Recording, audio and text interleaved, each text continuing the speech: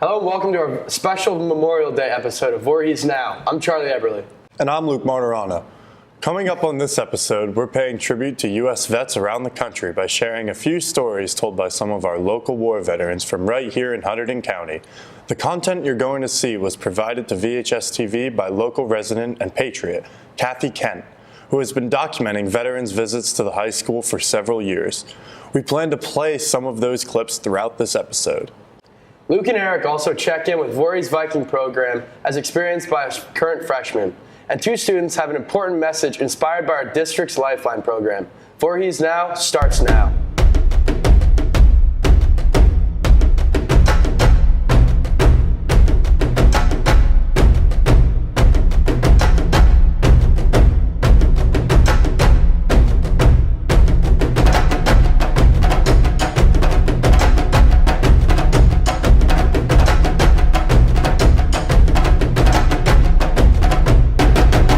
These gentlemen, you wouldn't believe looking at them now that they protected your country, and each one of them, each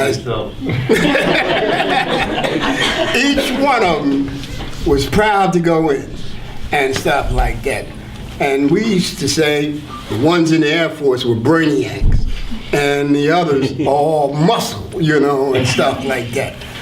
But the country, Vietnam, was a nightmare. I'd like to tell you about, right here, these veterans, all of us. No one hates war more than the soldier, or the sailor, or the Air Force, or the Marine. No one hates it more. Yeah, good morning. Amelia. Good morning. Retired U.S. Navy. I served active duty from 1976 until 1995. 2008, I enlisted into the Army Reserves, where I currently still serve. I work as an intelligence operator, and down in D.C. I work national security and counterterrorism for the White House.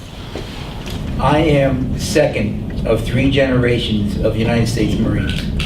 My father was a Marine. He fought on Iwo Jima in World War II. I served from 1966 right out of high school, and I went from 66 to 72, and I'm a Vietnam vet. My son served from 1996 to 2000. Football season may be over, but that doesn't mean it isn't still on the minds of the players.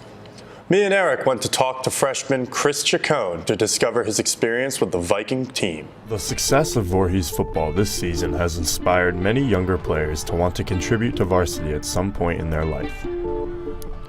We recently spoke with Chris Chacon, a freshman football player, about his future in the football program. I am passionate about Voorhees football. I am passionate about it because it brings joy to me. It's fun, and I love playing it. If I could do it after high school, I totally would if I could. We asked Chris about his experiences in football and how he hopes to improve and make varsity in the future. I've been playing football since I was like 6 for the Huskies at Junior Vikes. I was on the freshman football team. I was running back and linebacker. It's a rough year for us. We had a losing record. It was a fun year though, and I'm glad to be in high school football. My plans for next year to be better, connect more with my teammates, and improve.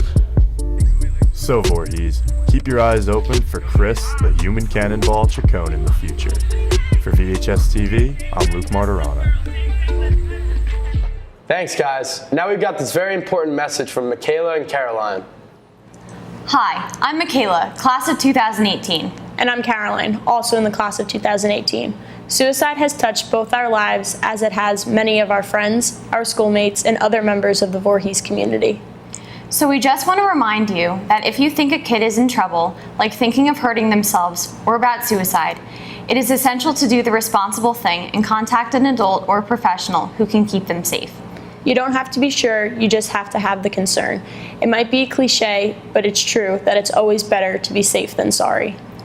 Some kids worry that they will damage a friendship by reporting their concerns, or that they are violating the confidentiality of the person at risk, but we want you to understand that these reasons are flawed to not report. Here's why. First, it is relatively unimportant to damage or lose a friendship as opposed to losing the friend altogether if the worst were to happen. And in most cases, friendships are not damaged at all. Second, confidentiality rules, whether our teen code of silence or professionals code of confidentiality, have limits. Certain dangerous things are outside the box, as they should be, like shooter threats or child abuse. In the same way, risk of suicide is something that should rightly be reported, even if it's against the person's stated wishes. It's just potentially too serious to keep a secret. Lifelines encourage us to become a community that takes care of its members, so this reminder goes out to our VHS parents and staff as well. You can always talk to Mr. Hunt confidentially in the guidance office or contact him with concerns via email. And in an emergency, you can call 911 and someone will respond immediately. The National Suicide Prevention Hotline is 1-800-273-TALK or 1-800-273-8255. Or you can text second floor at 888-222-2228 for help. Remember, friends help friends, so please be a lifeline. I was a rifleman, I was a sergeant. I was up in the DMZ, which is where the North met the South. I spent my time in the jungles. We were thick jungles. And they would pick us up by helicopter at a base like LZ Stud was a rear base, pick us up by helicopter. We have 2 weeks of sea rations in our sea bag and our backpacks. We have our ammo, our grenades, our M16, and we get in the chopper and take us out to a hilltop. And we would drop us off, and then we would go in search of the NVA. We fought all NVA, mostly NVA soldiers. In high school, senior, at 43, and I got a letter from Uncle Sam that says, "I need you." So, in March of 43, I went into service. We had 13 weeks of basic training, and when we took our 13 weeks of basic training, we were told that we were going overseas as soon as we could get there. I was with the 1st Marines in Vietnam, 1968, 69, and I went in. I was 19 years old. I had a choice. It's the war was kicking up pretty good, and it was a choice of staying around and getting drafted or trying to go into a branch of service where I feel like I could do some good. So that was the thinking of a 19-year-old, so I joined the Marine Corps. You want to join the club?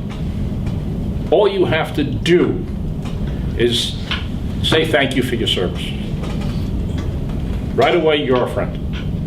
And before we go, we just wanted to remind you that orders are still being taken for the Memories 2018 video. Check out the link below. And the 2018 Voorhees graduation ceremony, taking place on June 12th at 10 a.m., will be streamed live right here on the VHSTV YouTube channel. So if you've got friends or relatives who can't be here, it's a great way for them to be part of that special day. The direct link for the live event is also below in the description. Have a great Memorial Day weekend, and please remember why the reason we celebrate. For VHS TV, I'm Charlie Eberly. And I'm Luke Martirana. We'll see you next week. I was angry because I recognized the sacrifice that I watched my friends go down. Guys that became my brothers. You call to stand up for your country, you stand up. And the politics and all the other stuff means absolutely nothing. You just do what you're called to do. And so it was extremely unfair for them to do that, to take it out on us. But at the same time, they were disrespecting my brothers who made the ultimate sacrifice. And that's where my anger came from. Any one of us could go on for hours. The stories, the memories. You're only hearing this much of a room full of information and stories that each of us could tell. Some of them tough, some of them awful. Memorial Day. Everything about Memorial Day is about the guys that didn't come home. That's the reason for Memorial, all right? We all appreciate everything you guys give to us, but the main issue of Memorial Day is to give thanks to the guys, to Washington's troops, all the way up to now, to Iraq, Afghanistan, people that are dying in Somalia yet, guys that don't come home, or the guys that come home in body bags with an American flag draped over their coffins. Those are the people that you should be remembering today.